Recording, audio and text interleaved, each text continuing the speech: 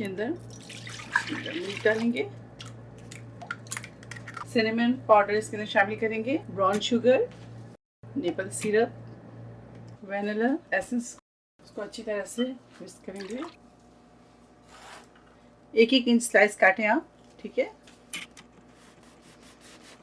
Bread slices डालेंगे, अच्छी तरह से बटर लगा दें और इसके अंदर इसको डालेंगे sugar, brown sugar, cinnamon powder, nutmeg powder, इसको अच्छी तरह से मिक्स करेंगे। इसके ऊपर डालते हैं, हाथ से अच्छी तरह से मिक्स कर लेते हैं इस तरह से।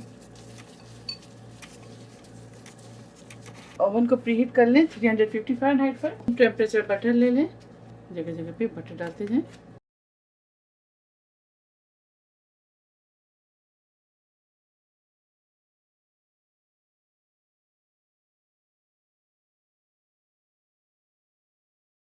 अल्लाह हाफिज़, अस्सलाम वालेकुम।